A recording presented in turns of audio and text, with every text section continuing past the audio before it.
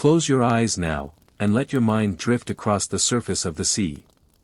Listen to the gentle waves as they rise and fall, slow, steady, timeless. In this calmness, we begin our journey, a whispered tale of the lost city of Atlantis. A city wrapped in mystery, a civilization whispered across centuries, a dream half forgotten and half remembered. The story of Atlantis does not begin with the ocean itself, but with the voice of an ancient philosopher. Plato. Around 2,400 years ago, in Athens, Plato spoke of a place so wondrous, so powerful, and so radiant in glory that it seemed too grand to be real. Atlantis, he said, was an island larger than Libya and Asia combined, located beyond the Pillars of Heracles, what we call today the Strait of Gibraltar. In his quiet, careful words, he described a civilization unlike any other, rich, majestic, and destined to fall. As you listen, imagine yourself seated in an ancient hall of Athens. The oil lamps flicker softly, casting golden shadows across the marble walls. Plato speaks slowly, his words carrying not only wisdom, but also warning. He tells his audience that Atlantis was a mighty empire, blessed with fertile lands, abundant resources, and unrivaled naval power. Its people lived in grand concentric circles, their capital a marvel of architecture, decorated with gleaming temples and towers. At the very heart stood a great temple to Poseidon, the god of the sea, its walls glimmering with precious metals, its statues towering in divine majesty. And yet, beneath the shining surface lay pride. The Atlanteans, once noble and virtuous, began to hunger for more wealth, more conquest, more dominion. Their ambition stretched across seas and lands, until their empire touched the edges of the known world. But the gods, as Plato tells us, grew displeased. For in their arrogance, the people of Atlantis forgot humility, forgot balance, and forgot the harmony that once made them strong. And so, the fall began. Plato whispered that in a single day and night of misfortune, Atlantis sank beneath the waves. An island once alive with music, laughter, and brilliance was swallowed by the ocean, leaving behind nothing but mystery. A place once teeming with life became a shadow, a story passed from generation to generation. Some doubted the tale. Some believed it to be pure allegory, a teaching tool. Yet others leaned closer, listening with wonder, believing it to be truth. As you drift into this tale, picture the ocean itself as a guardian of secrets. For thousands of years, sailors, scholars, and dreamers searched its waves, listening to its whispers, wondering where Atlantis lies. Some say it is hidden in the Mediterranean, beneath ancient ruins. Others believe it is buried in the sands of the Sahara, once a great inland sea. Still more imagine it in the Caribbean, or even deep beneath Antarctica's icy cloak. The search continues, but the answer remains elusive. Atlantis rests just beyond reach. Like a dream that fades with waking. But listen carefully, for stories are not only about facts. Stories are about wonder.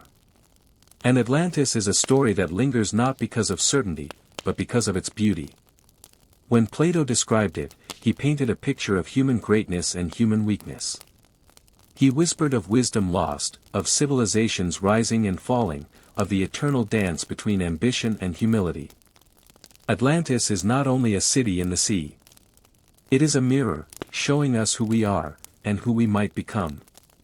Now, let your imagination walk the streets of Atlantis. The sun is warm and golden above you, reflecting across marble towers. Canals glisten as they flow between perfect rings of land and water. Merchants call softly from their stalls, selling goods brought from across the world. The scent of incense drifts from a temple where prayers rise to Poseidon. Children laugh, their voices echoing across courtyards, while scholars gather in shaded gardens to discuss the mysteries of the stars. The city feels alive, endless, eternal. And yet, somewhere beneath the music and color, you feel a whisper of unease. Because even in paradise, shadows grow. In this moment, listen not just with your ears, but with your heart. Atlantis is a tale of duality, light and shadow, wisdom and pride, creation and destruction. It calls to us because we too live in cycles of rise and fall. Perhaps Atlantis is not only a place of the past, but also a warning for the present.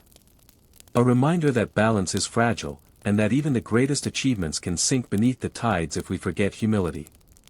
As you breathe slowly now, picture the waves once again. Rising, falling, carrying with them the memory of a civilization lost. Some say the waves mourn for Atlantis, whispering its name across oceans. Others say the waves protect it, keeping its secrets safe until the time is right. Whether truth, myth, or allegory, Atlantis remains with us, alive in imagination, alive in whispers.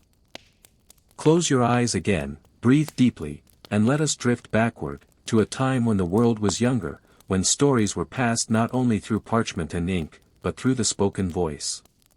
It is here, in ancient Greece, that we return to the philosopher who first whispered the name Atlantis into human memory. Plato. Picture the city of Athens, around the year 360 BCE. The air is warm, and the streets hum with quiet voices. Marble columns rise into the sky, and in shaded courtyards, philosophers gather to exchange ideas about justice, truth, and the very nature of existence. In this world of questions and reflections, Plato stands as one of the brightest minds. His works, written as dialogues between teacher and student, invite the listener to think, to imagine, and to seek wisdom. And among these works, two stand apart, Timaeus and Critias. These are the dialogues where Atlantis first emerges. Plato does not tell the tale as his own invention. Instead, he frames it as an ancient memory, passed through generations. He says the story was told to Solon, a great Athenian lawmaker, during Solon's travels in Egypt. There, in the grand temples along the Nile, the priests spoke of a civilization that had lived long before Athens itself, Atlantis. They described a powerful kingdom beyond the pillars of Heracles, with armies vast and ships beyond count. A place of riches, of knowledge, of harmony, but also of downfall. When Solon returned, he carried the story to Greece. He intended to weave it into his poetry, to preserve the memory of this lost civilization. But he never completed it. And so, centuries later, Plato took up the tale. Through his dialogues, he gave it form, texture, and meaning. In Timaeus, Plato describes the location of Atlantis. Beyond the known seas, past the strait that separates the Mediterranean from the great Atlantic, lies an island of extraordinary size. It was the heart of a mighty empire, controlling lands even within the Mediterranean itself. And in Critias, he paints the image more vividly. He describes the concentric rings of land and water that formed the capital city, 3 circles of sea and 2 of land, connected by bridges and canals. At the center stood the temple of Poseidon, its walls glowing with orichalcum, a rare metal that shimmered like fire. Now, let us walk in Plato's imagination. Imagine standing at the edge of Atlantis's harbor. The docks are alive with ships, their sails catching the wind, their hulls heavy with goods, copper, gold, silver, ivory, and spices from faraway lands. Roads stretch outward, lined with statues, gardens, and fountains. Farmers till fertile fields, drawing water from canals that bring life to every corner. The people live in prosperity, their lives touched by balance between the sea and the land. For a moment, everything feels perfect. But Plato did not whisper this story as mere fantasy. For him, Atlantis was a lesson. He wished to show the contrast between two worlds. The disciplined, virtuous Athens, and the wealthy, ambitious Atlantis. In his telling, Athens stood for wisdom and courage, while Atlantis represented excess and pride. The story was not simply about a city in the ocean. It was about the dangers of forgetting moderation. It was about the fate of civilizations that place power above virtue. As Plato speaks, imagine the quiet of his audience. Some lean forward, enchanted by the vision of a shining city lost to the waves. Others nod thoughtfully, hearing not a legend, but a warning.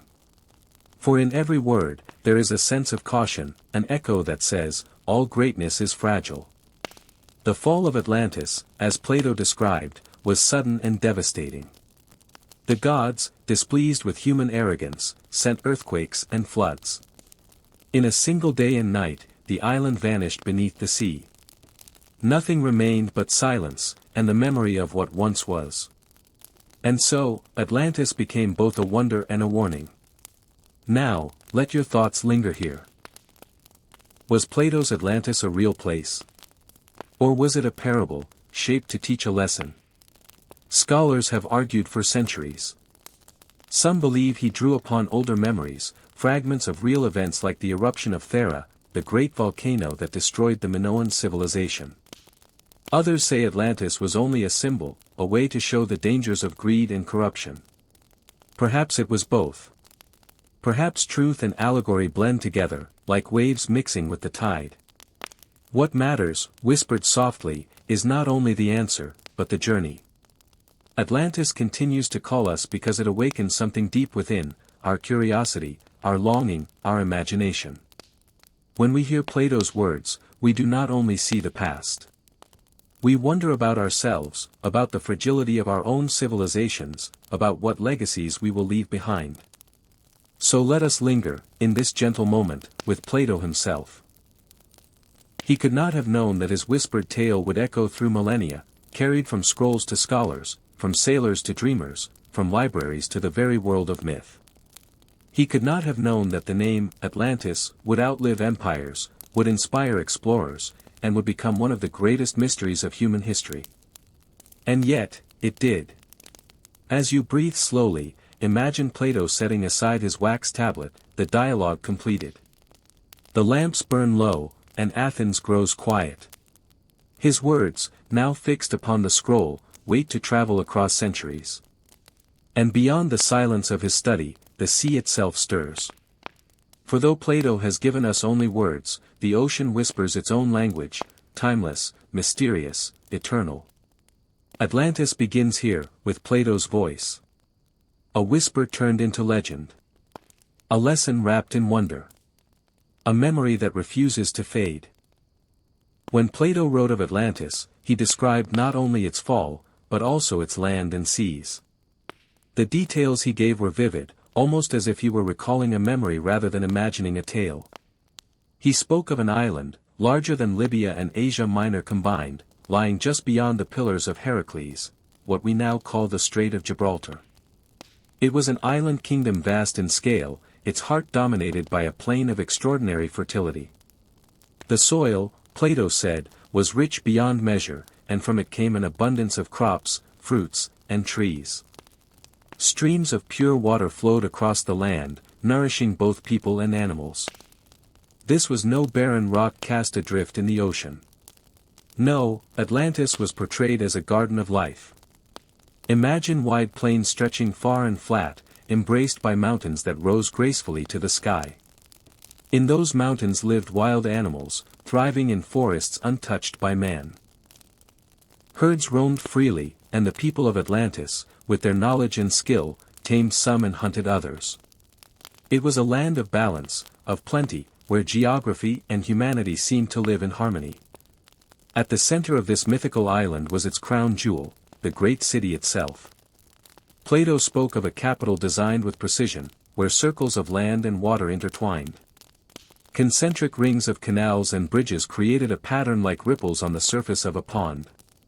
At its heart stood the royal palace, a shining monument to the power of the Atlantean kings. The outermost circle connected to the sea through a grand canal, so that ships could sail directly into the city's inner harbor. It was as though the geography itself had been sculpted to reflect order, beauty, and function all at once. This description has fascinated scholars and dreamers alike for centuries. Some have said that it sounds too precise, too geometric, to be a product of imagination alone. Was Plato drawing upon older traditions, stories of a real city long vanished? Or was the geography of Atlantis his metaphor, a landscape shaped not by nature but by the ideals of the philosopher's mind? We may never know, and yet, the whispers of geography linger like waves against a distant shore. Beyond the city, Atlantis stretched outward into fertile lands, irrigated by countless streams. Here, crops grew in cycles, year after year, never failing to provide. The soil was dark, rich, and soft beneath the hands of those who worked it. Plato spoke of fruits that flourished without need for cultivation, of vines heavy with grapes, of fields abundant with grain. To imagine Atlantis is to imagine a paradise where the earth itself seemed to favor human life. And yet, the geography also held signs of power. Deep within the island, the Atlanteans mined orichalcum, a precious metal said to gleam with fiery brilliance, second only to gold in value. Mountains yielded stone and minerals for building, forests offered timber for ships and houses, and rivers carried these riches to the sea. Geography was not merely beauty, it was resource, it was wealth, and in the end, it was power. The seas around Atlantis were equally important. Plato describes harbors deep and wide, filled with ships and merchants from distant lands. Trade flourished, and the island became a hub of connection between worlds. Here, the geography of a myth becomes something more than a place, it becomes a bridge. Atlantis was not isolated. It was positioned perfectly to connect Europe, Africa, and the far-off lands across the ocean. The sea was both a protector and an invitation, both boundary and gateway. It is perhaps here, in its geography, that we find the greatest temptation to wonder, could Atlantis have been real? Islands have vanished beneath the sea before. Earthquakes, floods, volcanic eruptions, nature reshapes the world without warning. Could there have been an island, rich and fertile, that met such a fate? Some point to the island of Santorini and its cataclysmic eruption. Others speak of lost lands beyond Gibraltar. The whispers of geography make the myth feel tangible, like a map waiting to be read. And yet, geography in myth is also symbolic. The concentric circles of the city may reflect ideals of harmony, balance, and cosmic order. The fertile plains may represent abundance and divine favor. The mountains may stand for strength, the harbors for connection, the metals for wealth. To read the geography of Atlantis is to read not only the land, but also the values of the people who imagined it. Still, the imagery persists. Close your eyes now, and picture it, a vast island, larger than life, rising from the sea. At its center, a shining city with rings of water and stone, glittering beneath the sun. Beyond, fields of gold and green, forests alive with birdsong, rivers whispering their way to the sea. Ships glide into the harbor, their sails billowing with wind, carrying goods from distant lands. In the distance, mountains rise like guardians, watching over the city below. This is not just the geography of a place. It is the geography of longing. The longing for a golden age, for a paradise lost, for a world where humans and nature lived as one. Atlantis was not only about what was, or what might have been, it was about what people yearned for. A land both real and unreal, both distant and close, shaped by the hands of storytellers and dreamers across the ages. The geography of Atlantis, then, is a mirror. It reflects our own hopes, our own visions of a perfect world. It invites us to dream of places we have never seen, and to wonder if they might still be out there, hidden beneath waves and time. The myth lives not because we know where Atlantis was, but because we can imagine it. Imagine with me now, in the stillness of this whispered tale, the time when Atlantis stood at the very height of its power.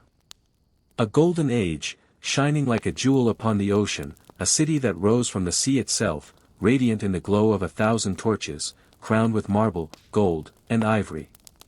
This was the Atlantis that Plato described, not as a ruin swallowed by the deep, but as a living paradise, a vision of harmony between man, nature, and the divine.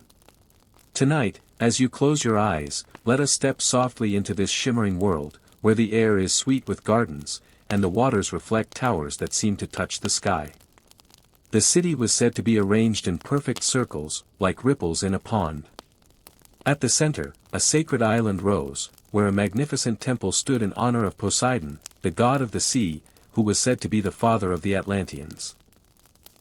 This temple, shining with silver walls and golden pinnacles, was adorned with carvings of dolphins and horses, the sacred creatures of the ocean. Within, a great statue of Poseidon towered, holding his trident, surrounded by 6 winged horses leaping upward, frozen in eternal motion. The temple was not only a place of worship but a reminder of the divine bond between the city and the sea. Surrounding this sacred island were rings of water and land, carefully designed and bridged by channels so wide that ships could pass through them with ease. Bridges arched gracefully over the waterways, each one guarded by tall towers of white stone. The harbors were alive with trade, ships arriving from distant lands, carrying ivory, copper, spices, and silks, filling the markets with wealth that dazzled the eye. Imagine the quiet hum of sails lowering, the creak of wooden planks, and the whisper of merchants bargaining under the golden sun. The people of Atlantis were said to be noble and strong. Their kings ruled with wisdom, their laws engraved upon orichalcum, a metal said to gleam brighter than fire. Justice was sacred, and the council of kings gathered in the temple of Poseidon to make decisions that shaped the fate of their people. The Atlanteans were known not only for their strength but also for their knowledge, mastering the art of building, of navigation, and of agriculture. They tamed rivers, cultivated fertile fields, and brought forth harvests that fed countless souls. Their palaces glittered with precious stones, their baths flowed with warm and cold waters alike, and their music echoed through the streets like a gentle lullaby of civilization. But what made Atlantis truly wondrous was not merely its wealth, nor its power, but the way it seemed to reflect a dream of balance. The land was rich, offering fruits, grains, and herbs in endless supply. Animals roamed freely, some said to be exotic beyond imagination, great elephants among them, roaming fields of green. The seas offered fish in abundance, and the mountains yielded gold, silver, and copper. Nature herself seemed to bless the Atlanteans, and in return, they honored her with temples, gardens, and fountains that shimmered like liquid crystal. At night, the city was a marvel. Fires burned from tall beacons on the walls, their reflections shimmering across the waters of the concentric canals. Music played softly from lyres and flutes, drifting like a whisper across the harbor. Families gathered in courtyards shaded by olive trees, sharing stories of their ancestors and tales of the gods. The stars above, reflected in the waters below, made Atlantis seem suspended between sky and sea, as though it were a bridge between mortal life and eternity. The Atlanteans themselves were described as tall and graceful, with eyes that mirrored the ocean's hues. They dressed in robes woven from fine fabrics, decorated with colors drawn from nature, the blue of the sea, the green of the forests, the white of the mountain snow. Their warriors carried shields of shining bronze and spears that caught the light like fire. Their sailors, skilled and daring, ventured far across the seas, returning with stories of lands unknown, of wonders beyond imagination. Yet in this golden age, there was also humility. The people honored Poseidon with offerings of bulls, their sacrifices said to echo with reverence in the halls of the temple. They recognized their blessings as a gift, not merely their own achievement. For a time, this respect kept them united, their hearts bound together in harmony. Think of Atlantis now, not as a lost ruin beneath the waves, but as a city alive with light and laughter. Picture its fountains gushing with crystal waters, its markets alive with voices, its gardens perfumed with roses and lilies. Imagine the golden chariots drawn by swift horses, rolling along avenues lined with statues of gods and heroes. See the children playing near the canals, their laughter mingling with the soft splash of oars upon the water. Hear the distant bells calling citizens to gather for festivals, their voices rising in songs of joy. It was, perhaps, the closest humanity had ever come to a paradise on earth. For in Atlantis, as the story is told, men and women lived not in fear, but in abundance and peace. They were brave, they were wise, and they were just. The city stood as a beacon of what civilization could become when guided by virtue and divine favor. And yet, as we whisper of this golden age, we feel the faint tremor of foreshadowing, the quiet reminder that even the brightest flame casts a shadow. Atlantis shone with brilliance, but perfection is fragile. Behind the splendor, behind the harmony, there lingered ambition, pride, and the slow whisper of greed. But for now, let us linger in the light of its glory. Let us rest in the golden age of Atlantis, where marble towers gleamed in the sun, where silver temples kissed the sky, and where music and laughter drifted across waters calm and eternal. Close your eyes, and in your dreams, walk once more through the shining avenues of a city that time and tide could not erase from memory. For though the waves may have claimed its stones, the story of Atlantis lives, forever whispered, in the silence of the night. The story begins with pride. For centuries, the Atlanteans lived in balance, guided by their wisdom, their devotion to Poseidon, and their harmony with the sea. They built temples that gleamed in sunlight, gardens that stretched endlessly, and canals that tied every part of their city to the rhythm of the waves. Their knowledge of nature, of stone, of medicine, and of stars was unmatched. But as the city grew wealthier, its heart began to change. Gold, once seen as sacred, became a measure of status. Ships, once used for exploration, became tools of conquest. The Atlanteans, who had long lived as guardians of the seas, began to imagine themselves rulers of the world. Plato tells us, in his gentle recounting, that the gods looked upon Atlantis and saw its corruption. Once pure and noble, its people were now greedy, arrogant, and cruel. No longer did they listen to the whispers of the waves. They sought domination, crossing the seas, waging war, demanding tribute from neighboring lands. Their empire stretched, but their spirit faltered. And as with every empire before and after, this imbalance sowed the seeds of their destruction. Imagine it with me now, the night sky over Atlantis, stars scattered like silver dust. The temples glowed with torchlight, and music drifted through the streets. Yet beneath this beauty, there was unease. The earth itself seemed restless. The ground quivered ever so slightly. The sea, usually calm, pulled at the shores more fiercely than before. The priests, keepers of ancient prophecies, warned the rulers. They whispered that Poseidon had turned his gaze away, that the balance had been broken. But the kings and queens of Atlantis, wrapped in riches and pride, laughed at the warnings. And then it came, not with a single tremor, but with a cascade of fury. The earth cracked, splitting streets, shaking temples, toppling towers.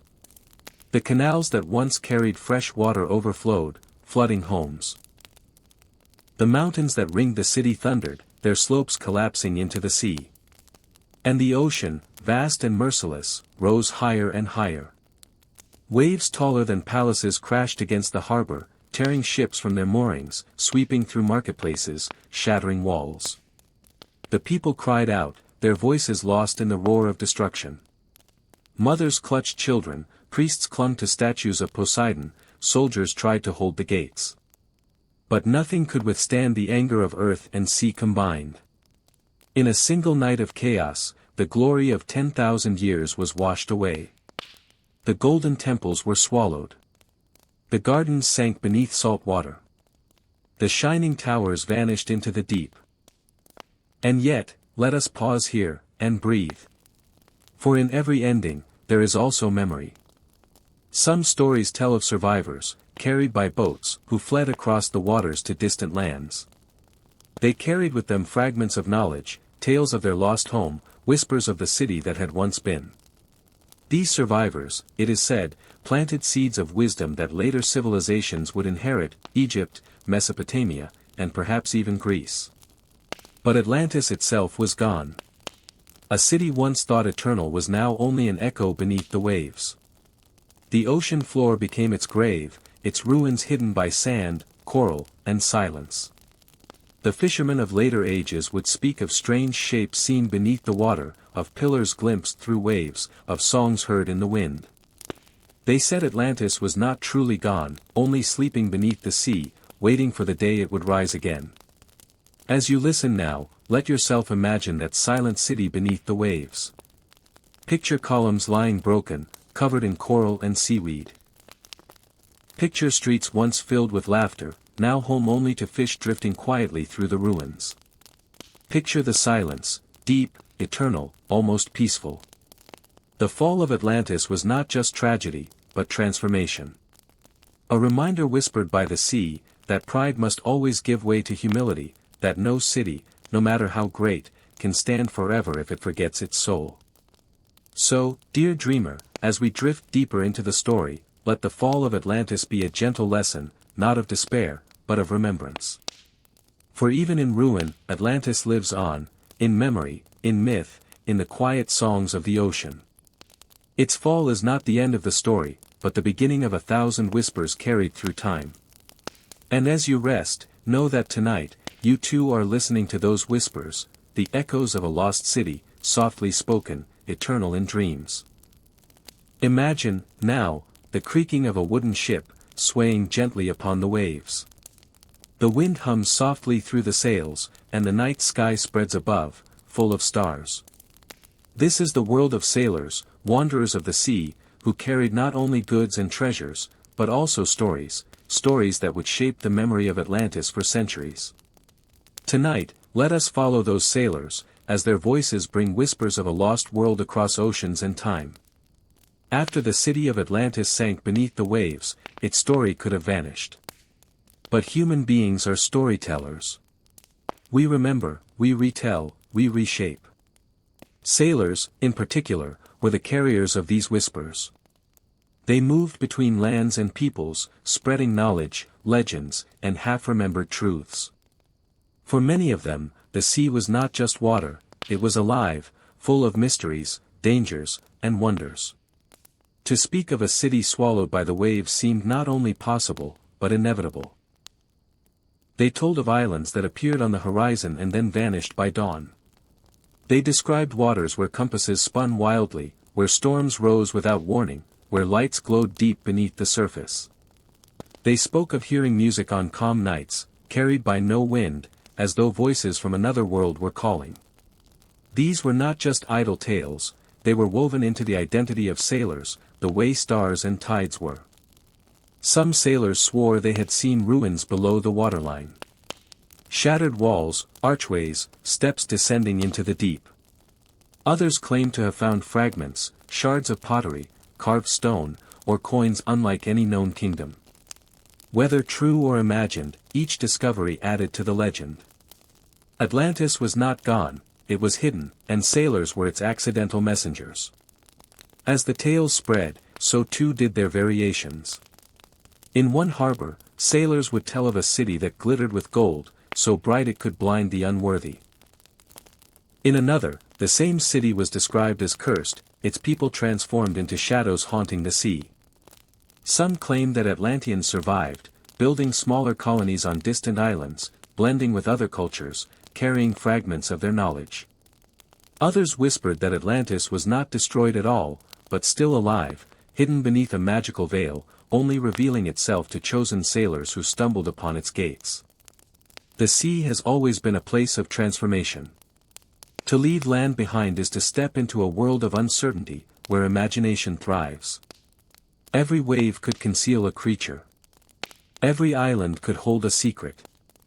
And so, when sailors spoke of Atlantis, their listeners believed, because the sea had already taught them that the impossible was always possible. Whichever truth you prefer, one thing is certain, the ocean does not give up its secrets easily.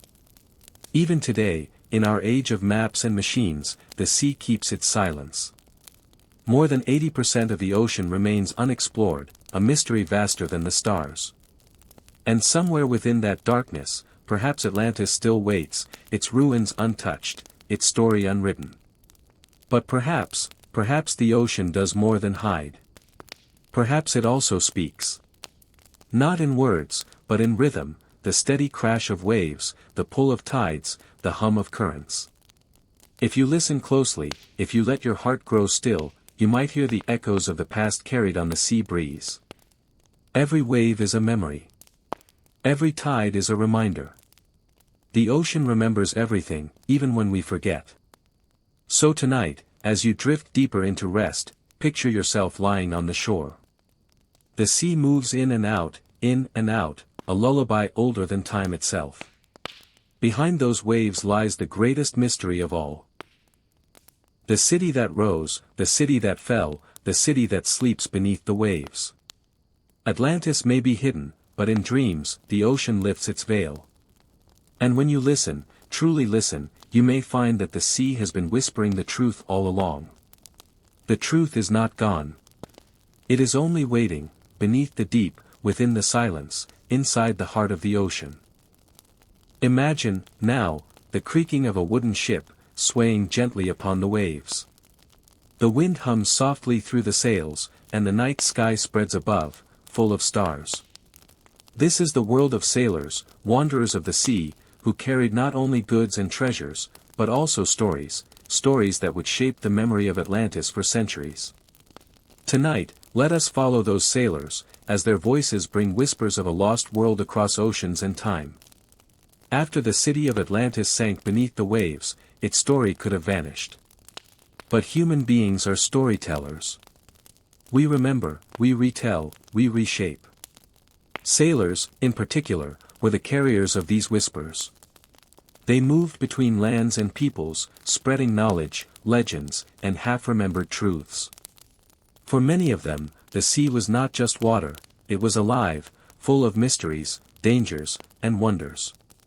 To speak of a city swallowed by the waves seemed not only possible, but inevitable.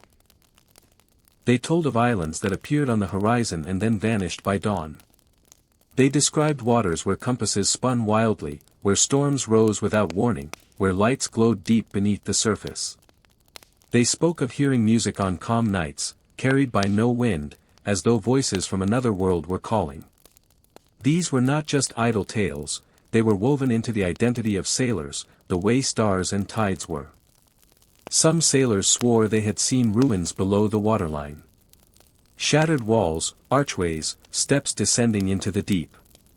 Others claimed to have found fragments, shards of pottery, carved stone, or coins unlike any known kingdom. Whether true or imagined, each discovery added to the legend. Atlantis was not gone, it was hidden, and sailors were its accidental messengers. As the tales spread, so too did their variations. In one harbor, sailors would tell of a city that glittered with gold, so bright it could blind the unworthy. In another, the same city was described as cursed, its people transformed into shadows haunting the sea. Some claimed that Atlanteans survived, building smaller colonies on distant islands, blending with other cultures, carrying fragments of their knowledge. Others whispered that Atlantis was not destroyed at all, but still alive, hidden beneath a magical veil, only revealing itself to chosen sailors who stumbled upon its gates. The sea has always been a place of transformation. To leave land behind is to step into a world of uncertainty, where imagination thrives. Every wave could conceal a creature. Every island could hold a secret. And so, when sailors spoke of Atlantis, their listeners believed, because the sea had already taught them that the impossible was always possible. Think of how these stories must have sounded on quiet nights. A sailor, tired from the day's work, sits by a lantern, the wood crackling beneath the flame. He leans closer to his companions and begins, "Once, long ago, there was a city greater than any you have ever seen. But it grew proud, and the god struck it down." Around him, wide eyes listen. Fear, wonder, and curiosity blend together. The story is carried to the next ship, the next port, the next generation. In this way, Atlantis lived on, not in stone, but in memory. These legends became maps in the minds of explorers. Many set sail not only for trade or conquest, but also for discovery. They dreamed of stumbling upon Atlantis, of being the first to find its hidden harbors, of uncovering riches and wisdom forgotten by time. And so, the myth of Atlantis shaped not only stories, but journeys. It gave men courage to sail further, to push into unknown seas, to risk storms in search of something greater. But perhaps the sailors carried more than stories. Perhaps, unknowingly, they carried truth. What if some of them really did see ruins glimmering below? What if, in fragments of pottery or coins, there were genuine echoes of a vanished civilization? What if the sailors were not inventing, but remembering? The ocean has many faces, it hides, but it also reveals, and those who travel its surface often see more than they can explain. The beauty of legends is that they are both truth and dream. The sailors' whispers gave Atlantis many forms: golden, cursed, lost, alive. Each telling reshaped the city, but each kept its essence intact, a place beyond reach, full of wonder, destroyed yet enduring. Through their voices, Atlantis never died. As you listen now, imagine yourself aboard one of those ancient ships. The sea stretches endlessly. The night sky glitters with stars. Around you, the sailors lean close, whispering of towers taller than mountains, of palaces brighter than the sun, of a city swallowed whole by the waves. You can almost hear the surf, the creak of wood, the rhythm of the tide. And in those whispers, Atlantis comes alive, not just as a place, but as a dream shared across oceans. And so, the legend grew. Passed from sailor to sailor, from port to port, from generation to generation. A story stronger than storms, carried on the wind, written in the waves, whispered in the night. Atlantis lived not in stone, but in the hearts of those who longed for it, who believed that beyond the horizon, there was always more to discover. The Greeks were a people of stories. Their world was alive with gods who walked among mortals, with heroes who dared to cross the sea, with creatures who dwelled in shadow and light. When Plato spoke of Atlantis, it did not exist in isolation. His listeners placed it among the great myths they already knew, tales of Zeus hurling thunderbolts, of Poseidon raising storms, of cities rising and falling beneath the will of the divine. Plato's Atlantis was more than a parable. To the Greeks, it became part of their living tapestry, interwoven with the stories of their gods. And at the center of these myths stood Poseidon, the god of the sea. It was said that Poseidon himself created Atlantis. He fell in love with a mortal woman, Plato, and to protect her, he shaped an island with concentric rings of land and water. There, he built palaces of shining stone, and from their union came 10 sons, the first kings of Atlantis. Can you imagine it? Poseidon, striking the earth with his trident, summoning springs of clear water, raising walls of stone that gleamed like silver. In those days, Atlantis was not a legend of ruin, but a city blessed by the gods, a city where the divine and mortal mingled. The Greeks loved to tell such stories, and they found in Atlantis echoes of their other myths. The idea of a golden age, a time when men lived in harmony with the gods, before pride brought downfall, was already part of their lore. Hesiod spoke of ages of men, descending from gold to silver, then to bronze, then to iron. Atlantis, too, followed that cycle, rising in greatness, then falling into corruption. In the plays and poems of Greece, we see reflections of Atlantis everywhere. The tale of Troy, a city destroyed by its own arrogance, echoes the theme. The myth of Helike, a real Greek city swallowed by the sea after an earthquake, deepened belief that such catastrophes could, and did, happen. Atlantis was not only possible, it was familiar. To sit beneath the portico of a Greek temple, listening to a philosopher or poet, must have been like listening to the sea itself. Words rolled like waves, carrying meaning and mystery. In the agora, the marketplace of ideas, men debated Atlantis as if it were both memory and metaphor. Some believed it was a real island, lost in the Atlantic. Others saw it as a moral lesson, a warning of hubris. But to all, it carried weight, because myths in Greece were not dismissed, they were truths of another kind. Let us linger a moment on Poseidon, for he is key to this myth. The Greeks feared and loved him, the restless god of waters. His moods were the moods of the sea, calm one day, furious the next. To say that Atlantis belonged to Poseidon was to say it belonged to the deep itself, glorious, rich, but never truly safe. Perhaps, in their hearts, the Greeks knew that no city, no matter how mighty, could stand against the will of the sea. The temples of Greece tell us much about how myths shaped their world. Imagine a marble statue of Poseidon, towering and majestic, his trident raised. Worshippers leave offerings at his feet, oil, wine, coins, even small figurines of ships. To them, Atlantis was not just a story, it was an extension of their belief that the gods ruled over fortune and fate. If Atlantis fell, it was because men forgot humility, and the gods reminded them of their place. As Greek culture spread, so too did the myths. Poets carried them, dramatists reshaped them, historians recorded them. In each retelling, Atlantis became more alive. Some said its kings grew greedy, expanding their empire until they threatened Greece itself. Others claimed its wealth was beyond imagining: golden walls, ivory statues, fountains of sweet water. These details were embroidered, added like threads to a tapestry, until Atlantis shone as brightly as Olympus in the minds of men. But always, beneath the grandeur, there was a warning.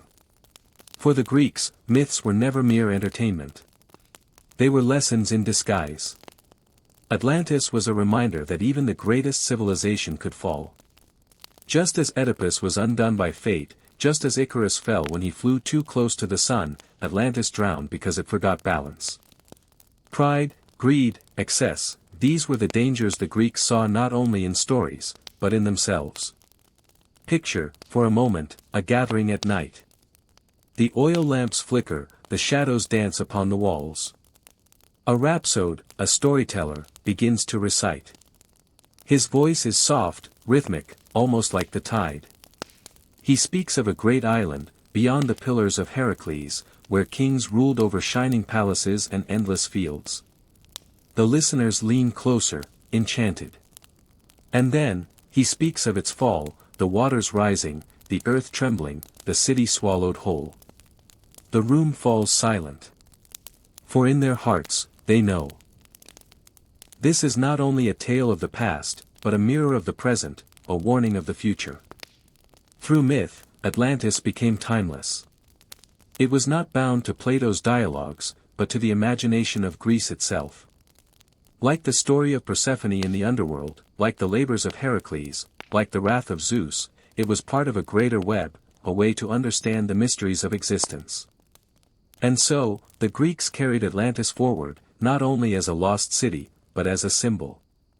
A city both real and unreal, both history and myth. A city that reminded them of the fragility of greatness, the power of the gods, and the endless, restless heart of the sea. As you drift into quiet thought, imagine yourself among them, seated on the steps of a marble temple, the scent of olive trees in the air, the sound of waves in the distance. The storyteller's voice washes over you like the tide. And with each word, Atlantis rises once more, gleaming in the sunlight, only to sink again beneath the waves, leaving behind only whispers in the night. Whisper with me, dear listener, as we drift deeper into the gentle mists of memory. Atlantis was not only a story told by Plato, it became a living presence in the imagination of the Greeks, who whispered it among their myths, weaving it into the fabric of their thoughts. In the soft glow of firelight, storytellers would lean close, their voices hushed, speaking of a great city that once gleamed across the seas, and of its sudden fall beneath the waves. To the Greeks, Atlantis was more than a faraway land. It was a mirror, a symbol of the fragile balance between pride and humility, wisdom and arrogance. The people of Athens, strong and noble in Plato's tale, had stood against the might of Atlantis, and in that victory the Greeks saw themselves, small but resilient, guided by courage and reason rather than sheer size. Imagine the philosophers walking slowly along shaded colonnades, whispering to their students about the tale. They would lower their voices, almost as if Atlantis were not merely myth, but a warning carried across time. The Greeks often wrapped truths in stories, and so Atlantis lived not only as a legend, but as a lesson, that even the most radiant of civilizations could crumble if they strayed from balance, if they let greed rise higher than harmony. In temples, where incense curled like soft mist, the priests and priestesses sometimes spoke of far-off lands across the sea. Was Atlantis whispered here too, folded among their prayers? Perhaps in the quiet silence after ritual, a thought would surface, that the gods, in their power, had sunk a kingdom to remind mortals of their place in the great order of the cosmos. To anger Poseidon was to summon storms, to defy the divine order was to invite destruction. The poets of Greece, lovers of beauty and rhythm, may have lingered on Atlantis too. They did not need to write its name directly. But in their hymns, their verses about vanished lands, lost islands, and the wrath of the gods, echoes of Atlantis could be felt. When they sang of cities punished for pride, when they spoke of the sea swallowing stone and marble, Atlantis lived quietly between the lines, a ghostly presence, unseen but never absent. Even sailors, those who braved the waters of the Mediterranean, might have whispered of Atlantis when the nights grew dark and the waves whispered against their ships. Looking out across endless horizons, they imagined what might lie beyond the familiar waters. Was there once a great island, rich and powerful, that now lay hidden beneath the sea? The thought both frightened and comforted them. If Atlantis had fallen, it was a reminder that even the mightiest must respect the sea. Whispered myths often grow not by what is said clearly, but by what is left in shadow. Atlantis became such a shadow, an echo that invited imagination to fill in the shapes. For some, it was a paradise lost, for others, a cautionary tale, for yet others, a challenge, daring them to seek its ruins. The Greeks knew many stories of the sea swallowing great lands. They told of Helike, a city swallowed by earthquake and wave in their own lifetime. They spoke of islands torn apart by the gods, of places cursed for their arrogance. And so, when they heard of Atlantis, it did not feel impossible. It felt like a truth wrapped in myth, like a whisper that the earth and sea, vast and eternal, always have the final word. Picture a group of young Greeks gathered in the shade of an olive tree, listening to an elder speak softly. His voice, measured and calm, tells them of Atlantis, how its people grew proud, how its temples rose high, how its fleet spread wide across the sea, until the gods grew weary of their ambition. He pauses, his voice lowering, and in that silence the children imagine the sea rising, walls crumbling, statues toppling, the city vanishing beneath the waves. And as they listen, their eyes widen, because they understand the meaning, do not stray too far from harmony. The Greek imagination was filled with gods who watched, judged, and balanced human fate. Atlantis, in their minds, was a clear example. No matter how high mortals climbed, if they forgot the sacred laws of moderation, they would be cast down. The story carried both awe and warning, beauty and fear, like the sea itself, calm one moment, raging the next. And so, through whispers in temples, through stories by firesides, through quiet reflections of philosophers, Atlantis remained alive in Greek imagination. It was not always spoken aloud, but it was always there, like a shadow on the water, like a ripple across the calm surface of thought. It was more than a place. It was an idea, a symbol, a whisper that would echo far beyond Greece, carried softly, like a secret, through the centuries to come. Hush now, dear listener, let us drift further, as the whispers of Atlantis travel far beyond Greece, carried softly across the seas. For a story as powerful as this one does not stay bound to one land, it wanders, flowing like water into the hearts of many cultures. Atlantis became not just a Greek memory, but a dream that echoed across the ancient world. When sailors left the harbors of Athens, Corinth, or Crete, they carried stories with them, tucked into their voices like hidden cargo. As ships glided across the waters, tales of Atlantis passed from tongue to tongue, mingling with local myths. In foreign ports, among bustling markets filled with spices and silks, whispers spread.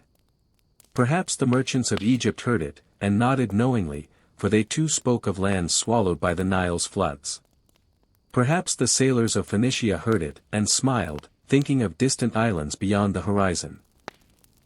The Egyptians, with their temples carved in stone, were no strangers to stories of the sea's power.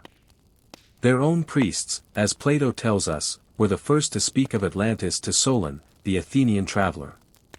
And in their long memories, where centuries stretched like endless desert sands, it seemed fitting to believe in a great kingdom lost to the deep. Did they imagine it like their own Thebes, or Memphis, only far greater, rising upon a mighty island before vanishing in a single night? Their scribes might have pondered it in the quiet of the temple halls, wondering if Atlantis was a warning written by the gods themselves. The Phoenicians too, those great sailors of the Mediterranean, must have felt a special kinship to the story. They knew the sea intimately, knew its moods and mysteries. Their ships had crossed waters to Cyprus, to Carthage, to the edges of lands unknown. Did they whisper, as the waves rocked their vessels, that perhaps Atlantis lay just beyond the horizon, a sunken city waiting to be found? To those who always sought new shores, Atlantis was both a mystery and a promise. And further still, across the lands of the Celts and the northern isles, legends of drowned kingdoms arose. Long before Plato, the people of these misty coasts spoke of lands beneath the sea, realms swallowed when the tides surged too high. They told of Lyonesse, a land west of Cornwall, said to have sunk in a single night, its bells still tolling beneath the waves. They whispered of Cantor Gwaelod in Wales, where an entire kingdom was lost when floodgates failed. To them, the story of Atlantis felt familiar, as though it were not a foreign tale but an echo of their own memories. Even in the far-off lands of Mesopotamia, where the rivers Tigris and Euphrates flowed, there were ancient tales of great floods sweeping civilizations away. The Epic of Gilgamesh spoke of waters rising, of cities lost, of survivors who carried fragments of wisdom. Atlantis fit seamlessly into these old patterns. Another reminder that water, giver of life, could also take it away in an instant. Legends have a way of weaving together across cultures, like threads in a tapestry. Atlantis, though Greek in its telling, was not confined by borders. It joined the vast web of stories humans have always told about the sea's mysteries, about the rise and fall of kingdoms, about the fragility of human pride. And so, across the ancient world, people listened, nodded, and whispered, yes, such things do happen, yes, such things are true. Imagine a caravan moving slowly through desert sands. As they gather around the fire at night, a traveler from Greece shares the tale of Atlantis. The listeners lean closer, their faces glowing in the firelight. One murmurs that it reminds him of a drowned city from his homeland. Another recalls a flood told in his grandmother's songs. Atlantis, like a spark, lights their imaginations, merging with their own memories until it no longer belongs to Greece alone. It belongs to all. This is how myths live. They are not locked in one place. They wander, soft and silent, like the tide, entering the dreams of many. Atlantis, once spoken by Plato, began to grow roots everywhere. For each listener, it became something different, a warning, a hope, a mystery, or a memory. Some imagined Atlantis as a paradise, filled with wonders beyond imagining. A place where streets shone with crystal, where fountains flowed with sweet waters, where harmony once reigned before pride corrupted it. Others imagined it as a kingdom of arrogance, its rulers drunk on power, struck down as an example of divine justice. Both visions live together, because myths are not one shape, they are many, bending to the listener's heart. And so, as whispers spread across seas and deserts, mountains and rivers, Atlantis became a universal dream. Each culture, each people, wove it into their own fabric, layering it upon their own stories of loss and longing. The Greeks had spoken the name, but the idea belonged to the world. Close your eyes for a moment, and listen to the gentle waves in your mind. Imagine them carrying words across the waters, from port to port, from land to land.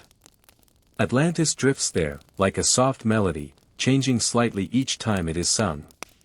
It becomes Egyptian, it becomes Phoenician, it becomes Celtic, it becomes Mesopotamian.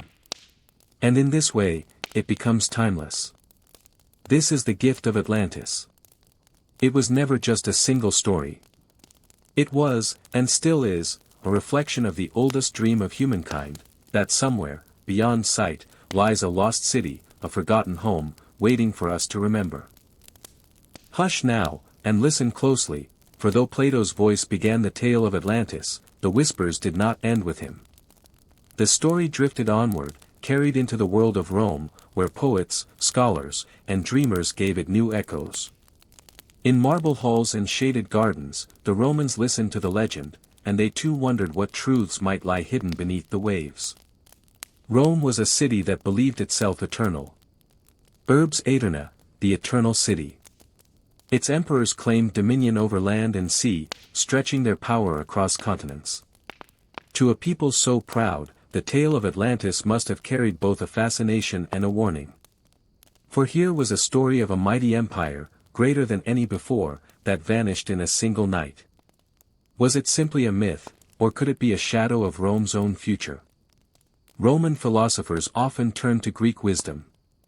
They studied Plato, admired his dialogues, and debated the meaning of his words. Among them were Stoics and Epicureans, who pondered whether Atlantis was allegory or fact.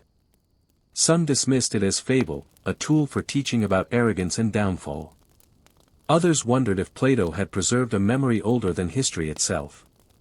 Cicero, the statesman and philosopher, once reflected that stories told by the Greeks often hid deeper truths, disguised in myth. He spoke of the sea as a keeper of secrets, swallowing and revealing in cycles. One wonders, did he too think of Atlantis when he wrote of nations rising and perishing, their names lost to time? The poets of Rome, with their gift for imagery, could not resist Atlantis's allure. Ovid, in his Metamorphoses, told of transformations and floods, of lands swallowed by waters and reborn in myth. Though he did not name Atlantis directly, the spirit of such a place seemed to ripple beneath his verses. Virgil, in the Aeneid, spoke of wandering seas, of cities destined to rise and fall, and the weight of fate pressing upon rulers. Atlantis may not have been on his page, yet its shadow lingers in the rhythm of his epic, a quiet echo in the background of Rome's own destiny. And then, there were the historians. Pliny the Elder, whose vast natural history sought to catalogue the wonders of the world, did not shy away from mysteries. He wrote of islands that had appeared and vanished, of lands lifted by the sea then sunk again, of earthquakes that tore the earth apart. To him, nature itself was a restless force, capable of swallowing kingdoms whole. In his careful observations, we hear the quiet suggestion, if such things happen, why not Atlantis? Imagine now, dear listener, a Roman villa by the sea. The sun sets beyond the horizon, casting golden light upon mosaics that shimmer like water. Guests recline upon couches, sipping wine, their voices soft in the evening air. A philosopher leans forward, telling once more the tale of Plato's Atlantis. His audience listens, lulled by the waves in the distance. Some laugh, dismissing it as fancy. Others grow still, their gazes drifting seaward, wondering, what if? For the Romans knew, more than most, that the sea was not to be trusted. Their fleets sailed across the Mediterranean, and often they encountered sudden storms, fierce and merciless. Entire legions could be lost to the waves. Islands shifted, shores crumbled, volcanoes erupted. The Romans remembered Pompeii, buried in ash in a single night, just as Atlantis had been swallowed by the sea. Perhaps, as they walked through ruined streets frozen in time, they felt the legend draw closer, no longer a distant Greek fable, but a mirror of their own lives. Christian thinkers, too, inherited the whispers of Atlantis. As the Roman world shifted and faith turned toward new horizons, the tale was not forgotten. Early theologians spoke often of floods, of divine judgment, of cities destroyed for their sins. Noah's Ark was remembered, Sodom and Gomorrah were recalled, and Atlantis fit easily into this language of loss. To them, it was not merely a cautionary myth, but a reminder that human pride must always bow before divine will. Yet, even in faith, Atlantis was not always spoken as a tale of punishment. Some dreamers within Rome and beyond began to imagine it as a golden age, a paradise lost. They wondered if humanity had once lived in harmony, in wisdom, in peace, before corruption and greed brought it low. And if so, might it not rise again? Might there be, somewhere across the seas, a remnant of that paradise still waiting? The dream of Atlantis thus took root in Roman soil, not in marble monuments or official histories, but in quiet hearts and curious minds. It became part of their own reflection, part of their own story of empire, glory, and fragility. Close your eyes now, and picture the ruins of Rome as we see them today, arches broken, columns fallen, stones cracked with time.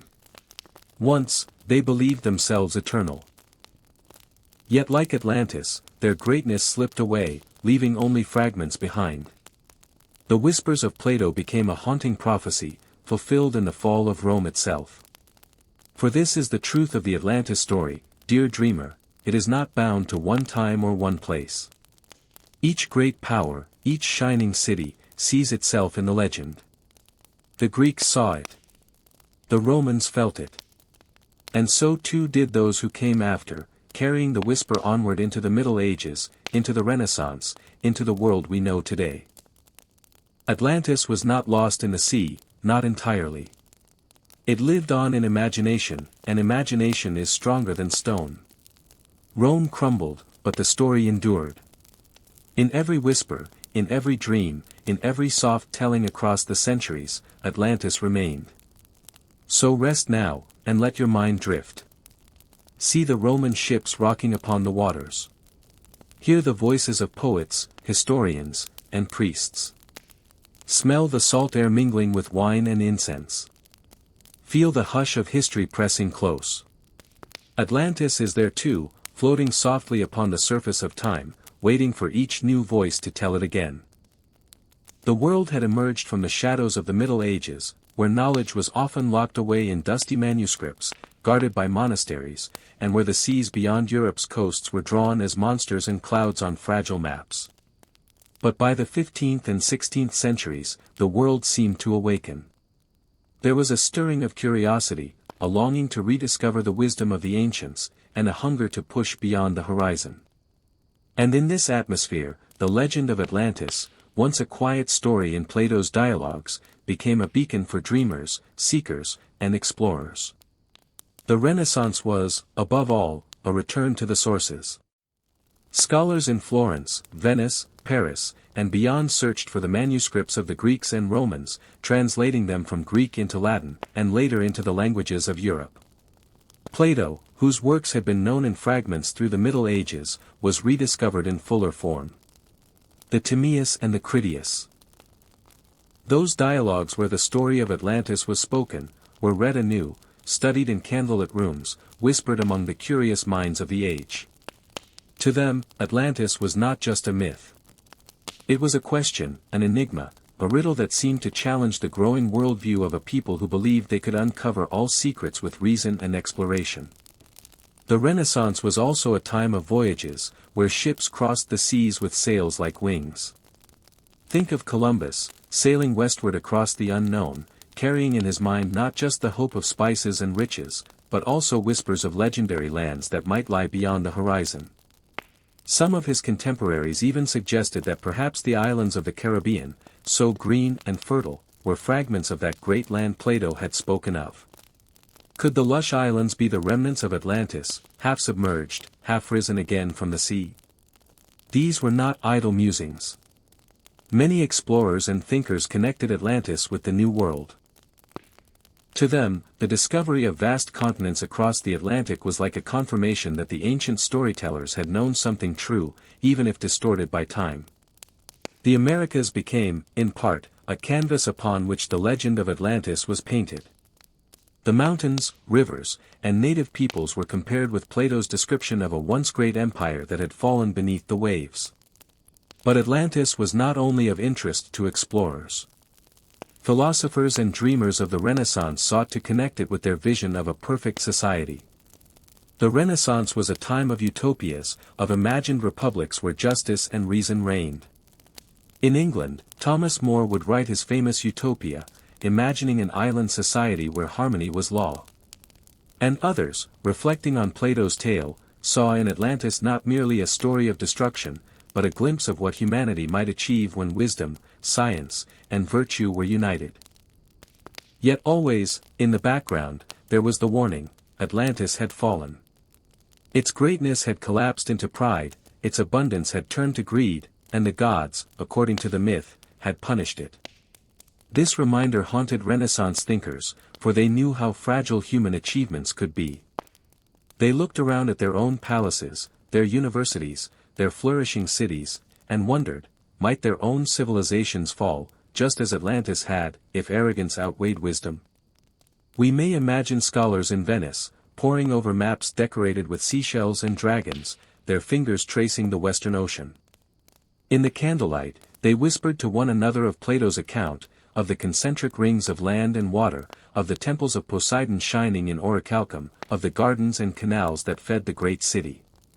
Did such a place truly exist, they asked? And if so, might its ruins still lie waiting beneath the waves, or in some hidden land across the sea? The Renaissance spirit was not content with silence. It demanded inquiry, evidence, proof. Men such as Francis Bacon would later seize upon the legend to build philosophical dreams, imagining in his new Atlantis a society where knowledge itself was the highest treasure, where science and discovery guided all life. Though Bacon's Atlantis was not Plato's, it showed how the myth had been reshaped to inspire hope as much as curiosity. This was the genius of the Renaissance. It could take a fragment of a tale from antiquity and breathe into it new life, turning it into a spark for imagination, exploration, and learning. Atlantis became not merely a warning of destruction, but a symbol of the hidden possibilities of the world, a reminder that there were still mysteries yet to be uncovered, knowledge waiting beyond the horizon, truths deeper than what was visible. And so, in this age of dreamers and seekers, Atlantis was reborn. It was read in the halls of Florence, whispered among the explorers in Spain, debated in the courts of Portugal, and imagined in the quiet studies of scholars who believed that myths, though clothed in poetry, might hold within them fragments of truth. Let us pause here, in the twilight glow of the Renaissance, and feel the duality of Atlantis in this age, both a lost world of tragedy, and a dream of perfection. In the whispers of candlelit libraries and in the roar of the ocean waves striking against the hulls of wooden ships, the myth lingered. The dream of Atlantis became part of the Renaissance's great longing, to know, to discover, to restore, and perhaps, one day, to find. And as we drift with these seekers of old, let us keep their wonder close. For the Renaissance did not close the book on Atlantis. No, it opened it wider, spreading the legend across Europe, and planting it firmly into the heart of modern curiosity. The 15th and 16th centuries marked the dawn of what we call the Age of Exploration. Ships with towering masts and white sails cut across the blue waters of the Atlantic, driven by curiosity, ambition, and the hope of finding new worlds. Navigators carried with them not only compasses and astrolabes, but also stories of lands whispered in ancient texts, of islands that shimmered in the imagination, and of a great empire said to have vanished beneath the waves. Among these tales, the legend of Atlantis seemed to hover like a guiding star, mysterious and alluring. When Christopher Columbus sailed westward in 1492, he carried not only charts and provisions but also fragments of legend. Some of his contemporaries believed that the islands he stumbled upon, lush, green, and alive with new life, might in fact be remnants of that lost continent described by Plato. Could it be, they wondered, that Atlantis had not perished entirely, but rather lived on in pieces, scattered across the ocean like jewels fallen from a crown? Others saw the New World as proof that the ancients had known more than they let on. Plato's story, though clothed in myth, might have been a faint memory of lands beyond the horizon, lands now revealed by brave sailors. In taverns along the Spanish coast, in the harbors of Lisbon, whispers passed between seamen, perhaps the vast Americas were Atlantis reborn, a continuation of that ancient empire lost to time. The Spanish and Portuguese explorers were not alone in these musings. As English, Dutch, and French navigators ventured outward, they too encountered strange lands and unfamiliar peoples. Each discovery added fuel to speculation. The golden temples of the Aztecs, the mighty cities of the Maya, and the ancient pyramids of the Inca seemed to echo Plato's descriptions of wealth and grandeur. Could these civilizations be descendants of Atlantis, survivors who had fled the cataclysm and rebuilt their world in distant lands? It was a tantalizing thought, one that appealed not only to explorers but also to scholars back in Europe.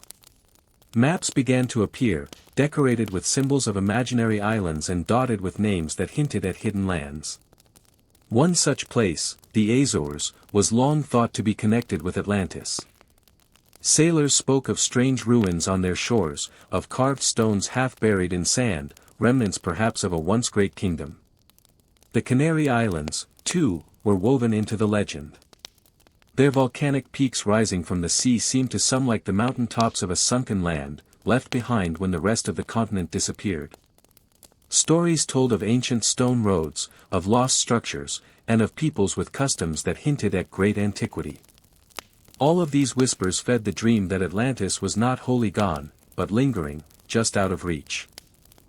The Age of Exploration was a time of blending myth with reality.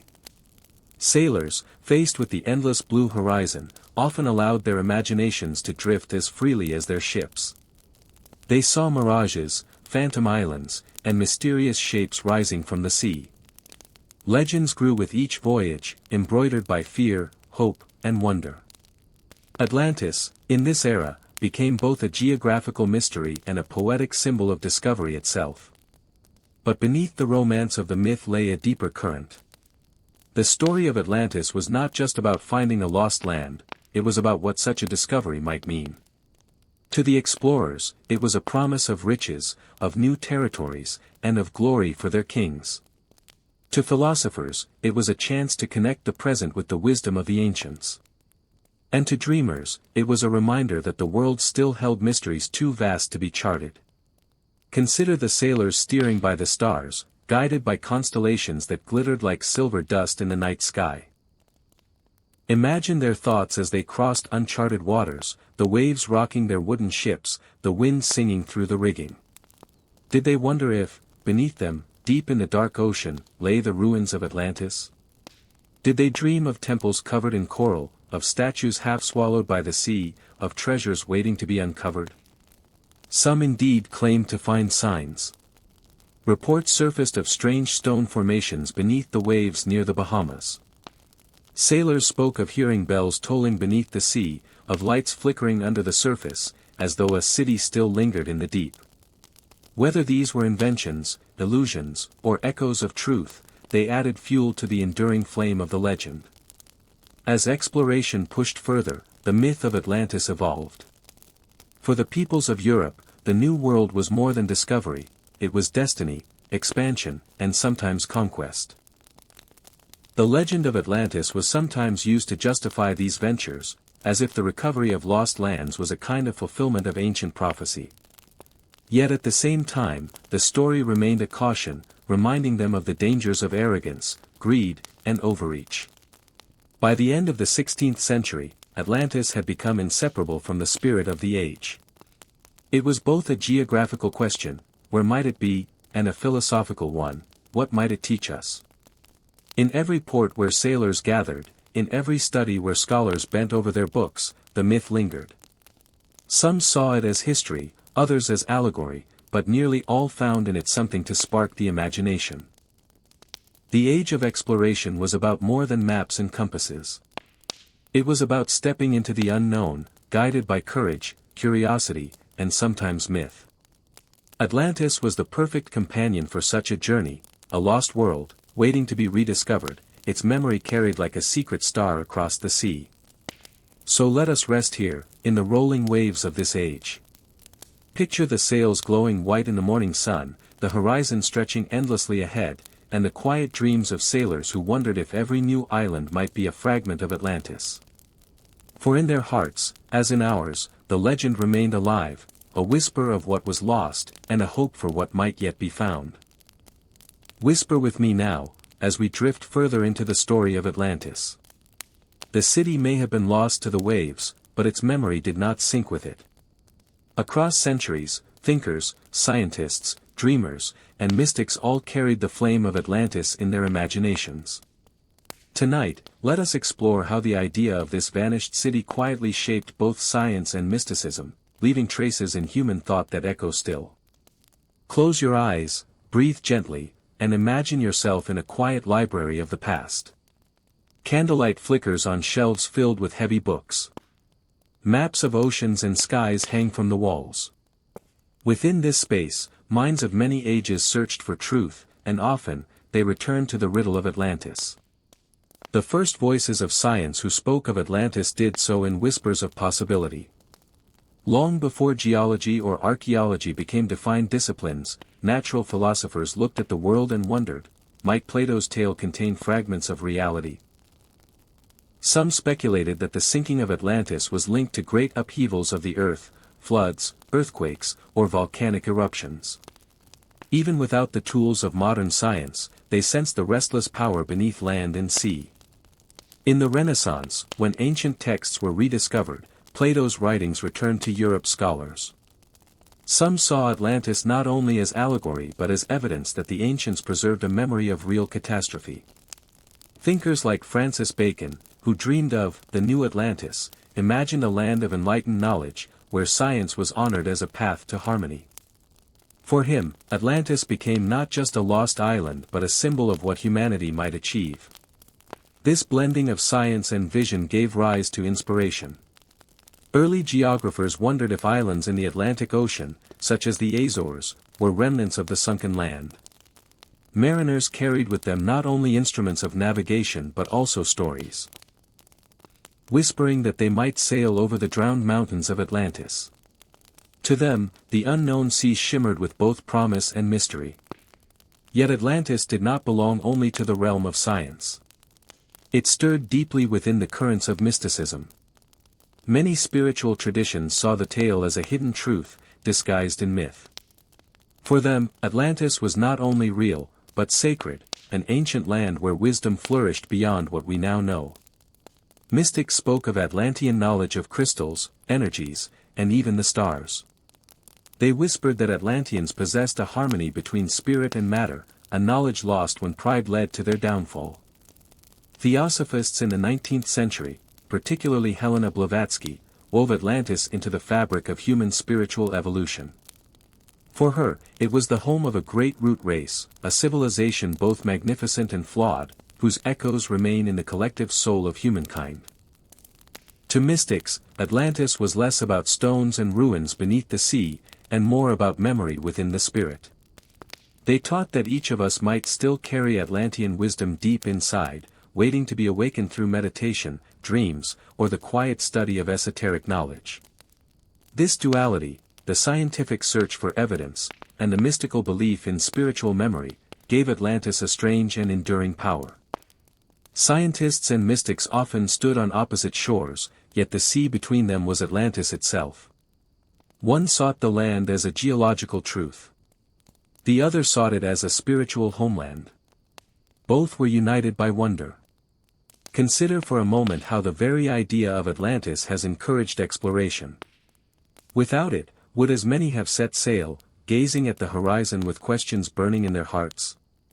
The lure of Atlantis pushed human beings to look further, to question deeper, to imagine more boldly. And in the realm of mysticism, Atlantis inspired seekers to believe that humanity once held a higher knowledge, and could do so again. Whether through ritual, through meditation, or through whispered prayers to the sea, they longed to reconnect with that golden memory. Close your eyes now, and picture Atlantis not as ruins, but as an idea shining like a star. Scientists followed its light across oceans, mapping lands and measuring depths. Mystics followed its glow within, tracing patterns of spirit, dream, and destiny. Both paths, outer and inner, were drawn by the same beacon. Perhaps that is the true legacy of Atlantis, not in proving whether it existed, but in how the story invited us to wonder. To wonder about our past, our future, and the hidden harmonies that bind the world together. As we drift further into this soft night of storytelling, let the gentle truth settle within you: Atlantis is as much about imagination as memory. It is a city of the mind, of the heart, and of the spirit. In its story, science and mysticism meet like two rivers, flowing into the vast ocean of human longing. So rest now, let the waves of this tale carry you. Atlantis may be gone from the earth, but it remains here, in the whisper of history, in the quiet chambers of thought, in the lullaby of mystery that soothes your soul tonight. One of the most powerful voices to revive the story of Atlantis in this century was Ignatius Donnelly, an American politician and writer. In 1882, he published a book that would become a cornerstone for modern fascination, Atlantis, the Antediluvian World. Donnelly's work was bold, imaginative, and filled with passion. He argued that Atlantis was not merely a myth, but a real, advanced civilization that once flourished in the Atlantic Ocean. He believed its people spread culture and knowledge across the world, to Egypt, to the Americas, to India, and that when Atlantis sank, fragments of its wisdom survived in these distant lands. His words carried both the structure of science and the fire of belief. He collected myths, compared architecture, and examined languages, suggesting that similarities between cultures were not coincidence, but memory of a shared origin, Atlantis. Readers, weary of dry facts and enchanted by romance, devoured his book. For them, Atlantis was no longer a whisper. It was a possibility. Imagine now the 19th century drawing rooms, where people gathered around lamps, sipping tea, and discussing Donnelly's theories. His vision inspired both excitement and debate. Scientists argued, skeptics dismissed, but the idea had taken root. Atlantis was once again a living question, stirring minds across the world. At the same time, another movement was rising, the spiritual revival of mysticism. Theosophy, led by Helena Blavatsky, embraced Atlantis as part of its grand vision of human history. For her, Atlantis was not only real but essential to understanding the spiritual evolution of humankind. She spoke of Atlanteans as a great, root race, whose wisdom was both extraordinary and tragic, lost when greed and power corrupted their spirit. Her writings blended myth with spiritual teaching, suggesting that remnants of Atlantean knowledge still lived within certain souls. She claimed that some people carried memories of that ancient world, and through spiritual practices, could awaken them. To her followers, Atlantis was not just lost, it was waiting, hidden in the depths of the human spirit. And so, in the 19th century, Atlantis lived in two realms. In one, it was a scientific riddle, a puzzle of geology and anthropology. In the other, it was a mystical homeland, a spiritual beacon. These two paths, so different, walked side by side, each drawing thousands of seekers. Even explorers joined the search. As deep-sea exploration began, people wondered, could ruins lie beneath the waves? Could new lands, discovered by sailors, be remnants of Atlantis? Every volcanic island, every unusual stone, was examined with fresh eyes, as though it might whisper the secret of the drowned city. Newspapers of the time sometimes printed thrilling reports of discoveries, a strange wall under the sea, or an unusual ruin upon a distant shore. Often these tales faded as quickly as they appeared, but the hunger they fed was real. The world wanted Atlantis. The world needed Atlantis. We must also pause to notice how this century gave Atlantis a new role in literature and art. Writers and poets, inspired by Donnelly and Blavatsky, began weaving Atlantis into stories of wonder. Some described it as a utopia, a shining land of beauty. Others imagined it as a place of hubris, destroyed by its own arrogance. Painters, too, found inspiration in its mystery. Canvases showed gleaming temples, golden towers, and chariots gliding across vast courtyards. To artists, Atlantis was not only a subject, it was a dreamscape, a vision of what humanity could be, both at its best and at its worst. In these works, Atlantis became a mirror. It reflected both hope and warning. It promised a lost paradise, yet reminded the world of the dangers of pride. As the century closed, Atlantis was more alive than it had been since Plato first described it. And yet, it was alive not in ruins found beneath the waves, but in minds, in books, in dreams. It became a symbol, a bridge between science and spirituality, fact and imagination. Picture the quiet night in which Ignatius Donnelly sat, writing his great work. Candlelight flickered on his desk. His pen scratched against the paper. Perhaps he paused, gazing into the shadows, and whispered to himself, what if it were true? What if Atlantis really was the mother of civilizations? That question, soft as a lullaby, carried across oceans and generations. And picture, too, the gatherings of Blavatsky's followers, seated in dim rooms fragrant with incense. Their voices hushed, their eyes distant, they imagined the wisdom of Atlantis flowing once more into the present. In their hearts, Atlantis was not drowned. It lived, within them. The 19th century gave Atlantis a new heartbeat. It turned a fading myth into a living mystery once more. Whether through Donnelly's fiery arguments, or Blavatsky's mystical visions, Atlantis became part of the great story of human longing, a story of paradise lost, and wisdom waiting to be rediscovered. And as you rest now, listening softly, remember this: the 19th century was not only a time of machines and progress, but also a time of wonder. A time when, even as the world became mapped and measured, people still believed in hidden truths. Atlantis was one such truth, whispered in books, in circles of seekers, in the quiet dreams of explorers. Let the waves of this thought carry you tonight, that Atlantis is not simply a city lost to the sea, but an idea that rises again and again, whenever the human spirit hungers for more than the ordinary. It is both question and answer, both science and story, both memory and myth. And so, as the 19th century closed, the legend of Atlantis was reborn. Its whispers grew louder. Its mystery deepened.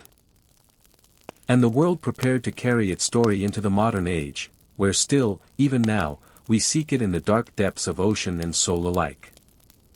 The 19th Century Awakening. The 19th century was an age of immense curiosity. Science was expanding its reach, technology was changing daily life, and yet, people hungered for meaning that machines and factories could not give. It was an age of seances, secret societies, and gentle longings for forgotten wisdom. And within this spiritual hunger, Atlantis reappeared like a glowing lantern. Writers and mystics began to claim that Atlantis had not only existed, but that it had been the cradle of all knowledge. The whispers said that long before Egypt built its pyramids, long before Mesopotamia raised its ziggurats, there had been Atlantis, glowing like a jewel in the middle of the ocean, a place where humans and the divine touched hands. Madame Blavatsky and Theosophy. Among these voices, one name stands out: Helena Petrovna Blavatsky. In the late 1800s, she founded the Theosophical Society, a movement that wove together threads of Eastern religions, Western esoteric traditions, and mystical teachings. Blavatsky spoke of ancient root races, civilizations that had guided humanity through its stages of growth. Among them, she placed Atlantis, describing it not just as a city, but as an entire world of spiritual power. Her whispered words painted Atlanteans as a race of beings who once possessed powers of the mind, deep psychic abilities, and a closeness to nature that we can scarcely imagine today. She said they had fallen, not only because of earthquakes or floods, but because of spiritual decline, pride, and misuse of their gifts. Atlantis, in her telling, was a cautionary tale about what happens when knowledge outpaces wisdom. And her words, like seeds in fertile soil, spread. Edgar Cayce, The Sleeping Prophet. Now, let us drift further into the 20th century, where another figure took the stage, Edgar Cayce. Known as the Sleeping Prophet, Cayce would enter deep trances, whispering visions of past lives, healing remedies, and prophecies of the future. Again and again, Atlantis appeared in his readings. Cayce described Atlantis as a vast continent in the Atlantic Ocean, a place of incredible technology and spiritual mastery. He said it was powered by crystals that captured the very energy of the earth and the stars. Atlanteans, he claimed, had flying machines, advanced healing arts, and a deep understanding of the soul. Yet, he also warned that their greed, their hunger for power, led to destruction. He told his listeners that many souls alive in the 20th century had once lived in Atlantis, reborn to either correct their mistakes or repeat them. For some, his words were comforting, for others, haunting. Cayce's visions gave Atlantis a new heartbeat in American spirituality. Followers listened closely, believing they carried echoes of a forgotten lifetime beneath the waves. Atlantis and esoteric wisdom. Throughout the 19th and 20th centuries, Atlantis became a symbol in secret societies, in mystical traditions, and in the gentle corners of whispered meditation. Some claim that the Atlanteans were the true ancestors of all wisdom traditions: Egyptian magic, Greek philosophy, Hindu cosmology, all were said to be fragments of Atlantean teachings. Others dreamed that the lost city was not lost at all, but hidden, cloaked, waiting to rise again. Theosophists, Rosicrucians, and even some early New Age thinkers spoke of Atlantis as a spiritual homeland, a paradise where humanity once walked in balance with the cosmos. In quiet circles lit by candlelight, seekers imagined the shining temples of Atlantis, the glowing crystal towers, the gardens where the stars were studied, the halls where healers whispered cures. For them, Atlantis was not a ruin of stone, it was a memory of perfection, a promise of what humanity could be if it learned to live with harmony again. Atlantis as a symbol of lost potential. Why did Atlantis enchant the spiritual imagination so deeply? Perhaps because it touched something universal. The idea that once, long ago, humans lived in beauty and wisdom, only to fall because of pride. This is not just the story of Atlantis, it is the story of Eden, of Babel, of countless myths. Atlantis became a stage on which people projected their deepest longings, the desire for a golden age, the hope of rediscovering forgotten wisdom, the dream of being part of something greater. And in the whisper of these spiritual movements, Atlantis became more than history, it became a prayer. Atlantis in the New Age. By the mid-20th century, whispers of Atlantis began flowing into what we now call the New Age movement. Books, meditations, and channeling spoke of souls who had once walked in Atlantean temples. Healers claimed to awaken Atlantean energy through crystals and sound. Dreamers said they felt echoes of Atlantis in their sleep, as though their spirits remembered what the mind could not. For some, Atlantis was a place of origin. For others, a place of destiny. It was said that humanity, one day, would rise again, not to rebuild the island, but to rebuild the harmony that was lost. A gentle reflection. As we pause at the close of this chapter, imagine, if you will, sitting by a quiet shoreline at dusk. The waves are soft, and the air is calm. Beyond the horizon lies mystery, but within your heart lies a whisper, the whisper of Atlantis. For spiritual seekers of the 19th and 20th centuries, that whisper became a guiding song, a reminder that humanity is capable of more than it remembers. And so, Atlantis became not only a tale of the past, but a dream of the future.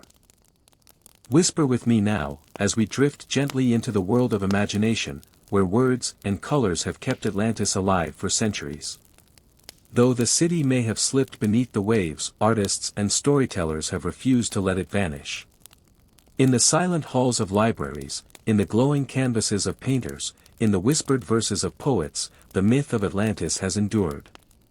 It is here, in the quiet embrace of literature and art, that Atlantis found its second home. Let us begin with the written word, where Atlantis first began. Plato's dialogues were not just philosophical texts, they were also works of literature.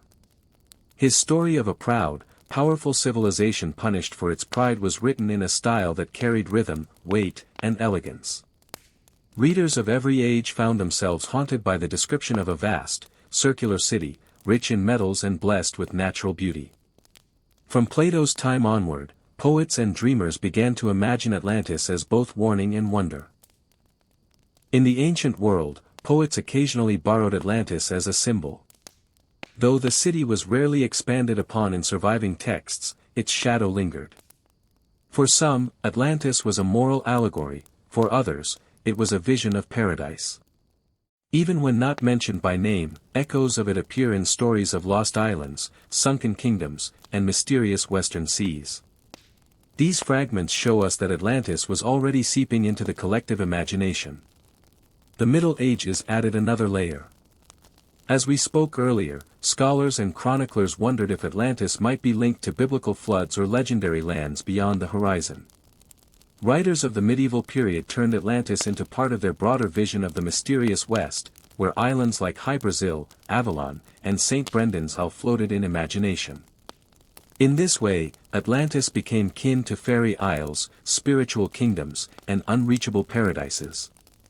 It was no longer only a Greek myth. It had become part of a universal longing for lands beyond reach. By the Renaissance, when Europe was awakening to new exploration, literature and art reached eagerly toward Atlantis. Writers such as Francis Bacon transformed it into a vision of a utopia, a society where science and faith coexisted in harmony. His New Atlantis, though not a tale of Plato's city, borrowed its name and aura. It painted a picture of a land where knowledge was cultivated, where scholars sought truth, and where humanity's potential unfolded without corruption. This was a powerful shift. Atlantis was no longer just a lost city of pride and downfall, it became a hopeful dream of what humanity could build. Art followed suit.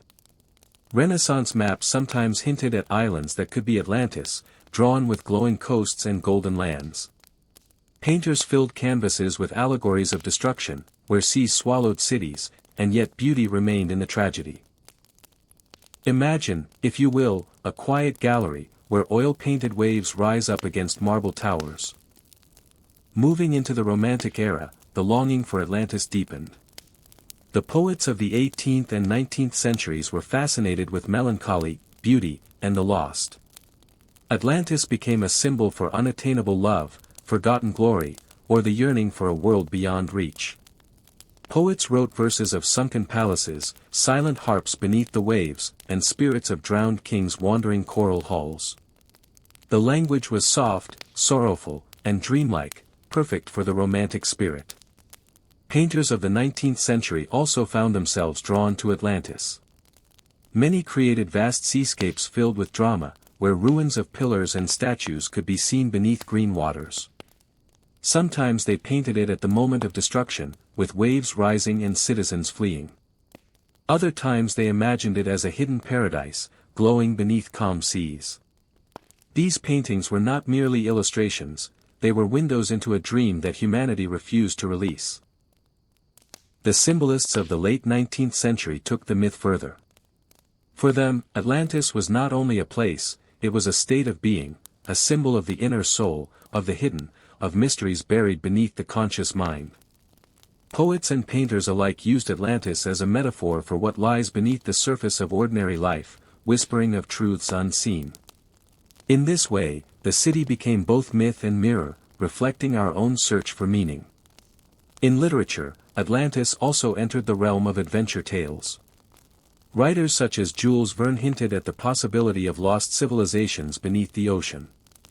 His 20,000 Leagues Under the Sea featured ruins that some believed to be inspired by Atlantis.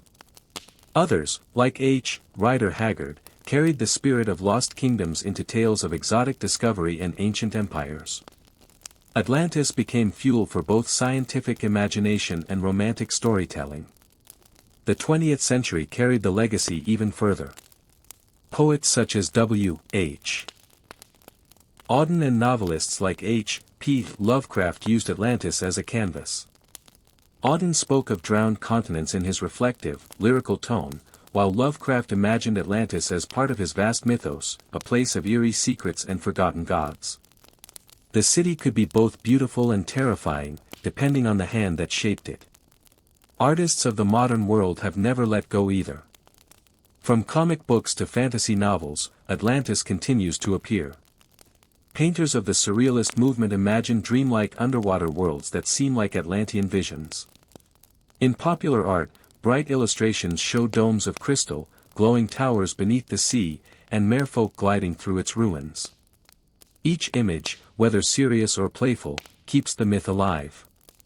And so, Atlantis has drifted endlessly across literature and art, always changing, always reborn. At times it is a warning of pride, at times a symbol of paradise, at times a mirror for the human soul.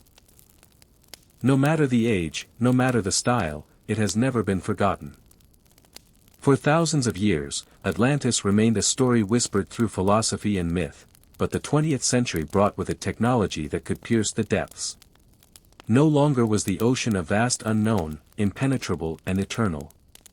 Sonar, submarines, diving suits, and undersea cameras made it possible to reach into the darkness of the sea and search for secrets once thought unreachable. And so, with every dive, with every expedition, humanity whispered the same question: could Atlantis be hidden here?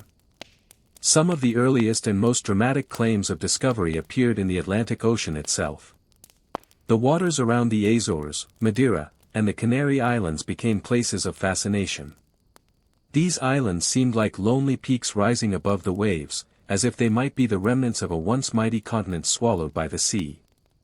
In the 1950s, sonar scans revealed strange shapes on the ocean floor, lines, ridges, and patterns that some thought looked like walls or streets. Excitement spread quickly, and newspapers declared that Atlantis might finally be within reach. Yet scientists often reminded the world that geology, with its slow, grinding movements of tectonic plates, could explain these formations without invoking lost empires. Still, the dream lingered. In 1968, a discovery stirred the imagination once more. Off the coast of Bimini in the Bahamas, divers stumbled upon what appeared to be a massive paved road beneath the shallow turquoise waters. Large, rectangular stones stretched for hundreds of feet, forming what became known as the Bimini Road. Photographs of this mysterious pathway spread widely, and whispers rose again. Perhaps Plato's lost city was not in the Atlantic at all, but in the Caribbean. Writers of the time, especially those inspired by mystical movements, declared Bimini a doorway to the ancient world of Atlantis. Even the American psychic Edgar Cayce, who had predicted that remnants of Atlantis would rise near Bimini, became part of the tale. Scientists, however, argued that the road was a natural formation of beach rock fractured into neat blocks. Yet, to this day, some divers still swim along those stones, imagining them as the ancient streets of a forgotten civilization. Elsewhere, the Mediterranean Sea became another realm of searching. Some researchers argued that Plato's words had been misunderstood. Perhaps Atlantis had not been beyond the Pillars of Hercules at all, but within the familiar waters of the Mediterranean itself. In 1967, the Greek archaeologist Angelos Gallinopoulos suggested that the island of Thera, modern-day Santorini, was the true Atlantis. He pointed to the catastrophic eruption that devastated the island around 1600 BCE. The eruption buried towns in ash, shattered the island's shape, and sent waves across the Aegean. Could this have been the great disaster Plato described?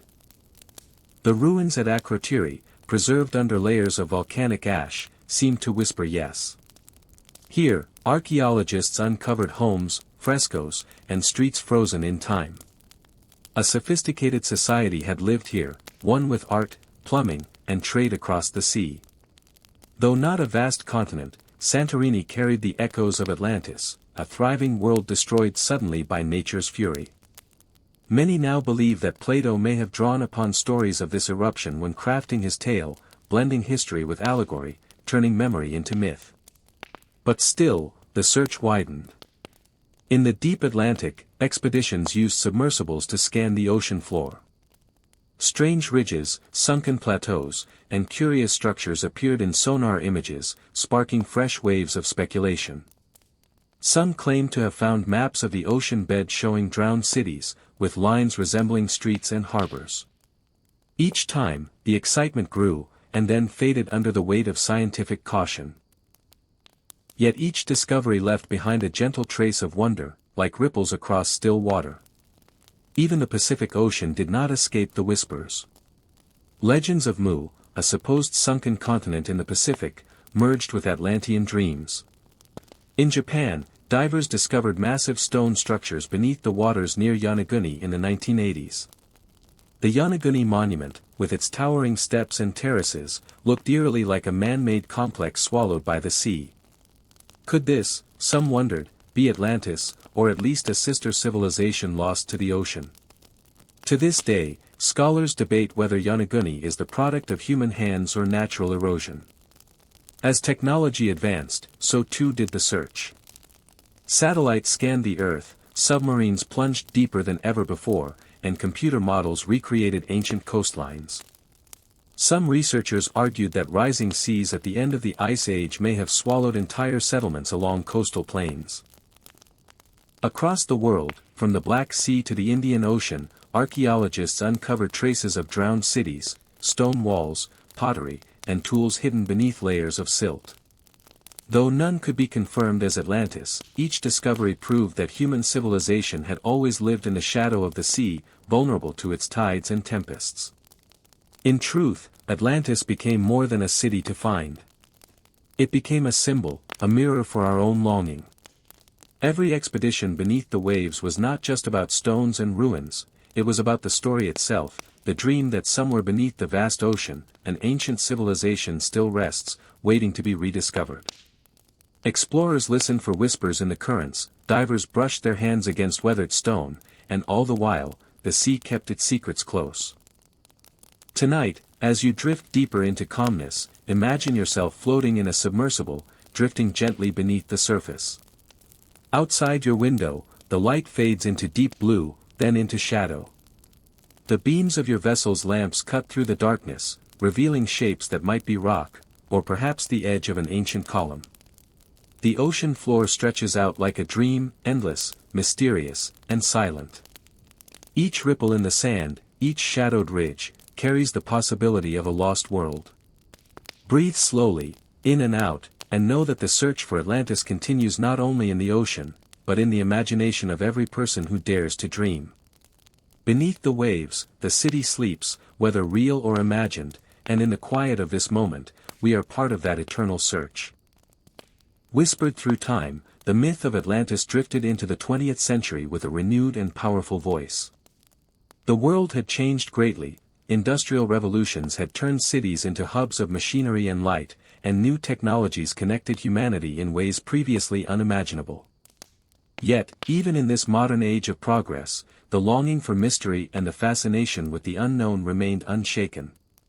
Atlantis, the sunken city of legends, found itself reborn in the hearts of writers, artists, filmmakers, mystics, and dreamers who sought both wonder and meaning in a rapidly changing world.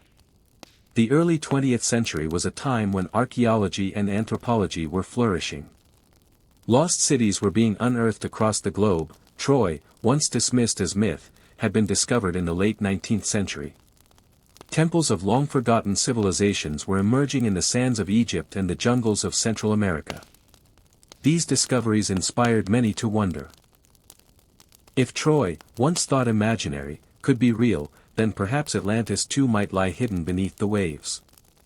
This atmosphere of rediscovery gave Atlantis new credibility in the minds of scholars and laypeople alike. Writers embraced the myth eagerly. Atlantis appeared again and again in pulp fiction magazines, which flourished during the 1920s and 1930s. Stories painted vivid worlds of undersea kingdoms, advanced technologies, and ancient wisdom that surpassed even the knowledge of the modern age. These tales were not whispered like Plato's dialogues, but shouted in colorful illustrations and sensational headlines. In these fictional realms, Atlantis became a stage for adventure, a place of mystery that invited readers to escape their daily struggles. But Atlantis was not only a playground for fiction, it was also entangled in the rise of esoteric and occult movements. Thinkers like Helena Blavatsky of the Theosophical Society had already popularized the idea of Atlantis in the late 19th century, claiming it was the source of ancient wisdom and spiritual truth. In the 20th century, these ideas expanded, weaving Atlantis into narratives of lost knowledge, reincarnation, and cosmic destiny. For those who believed, Atlantis was more than a myth, it was a reminder of humanity's forgotten greatness, and perhaps, a warning of what could happen again. The figure of Edgar Cayce, often called the sleeping prophet, became one of the most influential voices in linking Atlantis with spirituality. In trance states, Cayce claimed to see visions of Atlantis, describing it as a highly advanced civilization with technologies that even surpassed those of the 20th century. He spoke of crystal energy, flying machines, and healing powers long lost to humankind. For many of his followers, Cayce's words were not simply imaginative musings, they were revelations of truth. He even predicted that remnants of Atlantis would rise again, fueling hope that proof of the myth was close at hand. As the century progressed, Atlantis also found its way onto the silver screen. Filmmakers, always eager for stories that could dazzle audiences, turned to the legend for inspiration. Fantastical films portrayed Atlantis as both a paradise and a cautionary tale. Some depicted it as a utopia, filled with graceful architecture and enlightened rulers, while others emphasized its destruction, a warning of the dangers of pride and greed. Whether in science fiction, fantasy, or even animated adventure, Atlantis captivated viewers with its promise of wonder and danger beneath the sea. In literature, too, Atlantis thrived. Authors from around the globe took inspiration from the legend. In Europe, it was woven into science fiction and speculative philosophy, where it became a metaphor for human ambition and downfall. In America, it became a backdrop for adventure tales and explorations of human destiny. Across the world, the myth was reshaped, reimagined, and retold in countless voices, proving that its hold on the imagination was far from fading. The influence of Atlantis reached even deeper into popular culture, spilling into music, art, and even comic books. Artists painted glowing underwater cities, illuminated by strange energies, populated by majestic figures. Musicians composed songs that evoked the longing for something lost, something beautiful and unreachable, just beyond the horizon of memory. Comic book heroes and villains alike discovered Atlantis, often depicted as a powerful undersea realm filled with secrets that could change the world above. During the Cold War era, Atlantis took on new symbolic meanings. In a world gripped by the fear of nuclear destruction, the story of a great civilization destroyed by its own hubris resonated strongly. Some saw Atlantis as a reflection of humanity's fragile future. An allegory for the dangers of unchecked power and technological arrogance.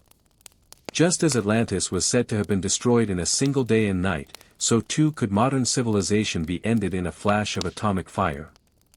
The myth became a haunting reminder of what could be lost if wisdom did not temper progress. By the latter half of the 20th century, the search for Atlantis had moved beyond literature and film into supposed scientific inquiry. Expeditions were launched, scanning the ocean floor with sonar and submersible craft. Every anomaly in the depths of the Atlantic Ocean sparked speculation. Could this be a remnant of the lost city? Some explorers claimed to have found evidence of ancient roads or structures beneath the waves, though none were conclusively proven. These quests, though often dismissed by mainstream science, captured the imagination of millions, blending discovery with mystery. Television brought Atlantis into the homes of ordinary people. Documentaries, though sometimes speculative, invited viewers to dream along with the explorers. Could Atlantis be beneath the Mediterranean? Or perhaps hidden near the Bahamas? Each theory, no matter how unlikely, added fuel to the enduring fascination. The image of the lost city became a shared cultural treasure, something not bound by academic rigor, but by collective longing. And so, by the end of the 20th century, Atlantis had become more than just a myth. It was a mirror reflecting humanity's dreams, fears, and aspirations. To some, it was a symbol of lost wisdom and spiritual truth. To others, it was a playground of imagination, a story that could be reshaped endlessly to entertain, inspire, or warn. In the whispered currents of popular culture, Atlantis thrived, not as a forgotten tale, but as a living myth, reborn in each generation that dared to dream of what might lie beneath the sea. As the century closed, the legend of Atlantis was no longer confined to the pages of ancient philosophy. It had grown, expanded, and embedded itself into the very fabric of modern imagination. And though the ocean still kept its silence, the whispers of Atlantis echoed louder than ever, in books, in films, in music, and in the dreams of those who longed to uncover its secrets. Listen closely now, dear dreamer, for we have reached the final chapter of our long and gentle journey through the whispers of Atlantis. We have wandered through the ancient words of Plato, drifted across medieval seas, entered the halls of Renaissance imagination, and listened to the obsessions of explorers and mystics. Now, here, in the quiet of our modern world, Atlantis still lingers, not as a city of marble and gold resting beneath the waves, but as a living idea, a myth that refuses to fade. Atlantis has become more than a legend. It has become a symbol. In the modern era, it is no longer simply a story about a lost island or a sunken city. It has become a mirror that reflects the hopes, fears, and dreams of humanity. When we whisper the name Atlantis today, we do not just ask about history, we ask about ourselves. Think of the many ways this legend breathes into our culture. In the 20th century, Atlantis found its way into books, films, music, and even science fiction. Writers used Atlantis as a canvas for exploring hidden wisdom, advanced technology, and the fragility of civilization. The lost city appeared in comic books, where Atlantean kings ruled underwater kingdoms. It appeared in novels where survivors carried secret knowledge into the future. It appeared in films where explorers dove into the deep ocean, searching for shining ruins. Each retelling transformed the city, adapting it for new generations who longed to imagine what might lie beneath the waves. Atlantis also became deeply woven into New Age thought. In the late 20th century, spiritual seekers began to speak of Atlanteans as ancient teachers, beings of light who once walked the earth with knowledge beyond our understanding. They whispered of crystal towers that held the power to heal, of energy flowing through the seas, of wisdom that humanity once lost but might find again. For some, Atlantis was not a story of pride and downfall, but a story of potential. A reminder that humankind could rise to higher harmony if it only remembered the lessons of the past. Yet at the same time, science, too, sought to examine the legend. Oceanographers, archaeologists, and geologists scoured the seabeds of the Mediterranean, the Atlantic, and beyond. They studied ancient coastlines and submerged landscapes. Some suggested that Atlantis might have been inspired by real events, the eruption of Thera, which destroyed much of the island of Santorini, or the flooding of Doggerland, which once connected Britain to Europe, or even memories of cities along the Black Sea swallowed by rising waters. Though no evidence of Atlantis has ever been found, the search itself has kept the myth alive, as though the ocean itself invites us to keep wondering. In the modern era, Atlantis has become both dream and cautionary tale. On one hand, it represents the allure of mystery, the tantalizing hope that there are still secrets hidden in the vastness of our world. On the other hand, it warns us of the dangers of arrogance, of empires that grow too proud, of societies that forget their balance with nature. In this way, the legend continues to feel timeless. For even today, when we look at our towering cities, our restless industries, and our fragile environment, we may hear the quiet echo of Plato's warning, that no civilization is immune to the sea. Atlantis also lives on in the way it inspires imagination. Architects have dreamed of building undersea cities, drawing upon Atlantean imagery. Artists paint glowing palaces beneath waves, adorned with coral and light. Musicians compose melodies that sound like drifting currents, whispering of lost beauty. Even in the world of video games, Atlantis appears again and again, as a place of adventure, mystery, and discovery. Each new retelling adds another layer, another shimmer to the myth, like sunlight breaking through the deep ocean water. But perhaps the most important thing to understand is this: Atlantis has endured not because of evidence, but because of wonder. The story remains alive because we want it to remain alive. We carry it like a candle flame in the darkness, a gentle reminder that the world is bigger than we know, and that some mysteries are too beautiful to let go. And so, as we close this whispered journey, let us reflect for a moment. Atlantis may never be found on any map. Its streets may never be uncovered by divers or satellites. Its marble halls may remain forever in imagination. Yet, in a way, it has already been found. For Atlantis exists in the human heart. It exists wherever we dream of lost worlds, wherever we long for wisdom, wherever we whisper stories that connect us to something greater. In the stillness of night, when you listen to the quiet hum of the world around you, you may imagine waves lapping gently against the shore of a city long forgotten. You may picture towers rising above the sea, glowing with golden light. You may see people walking its streets, their voices carried softly by the wind. You may imagine that, in some corner of memory, the city still waits, timeless, eternal, whispering across the ages.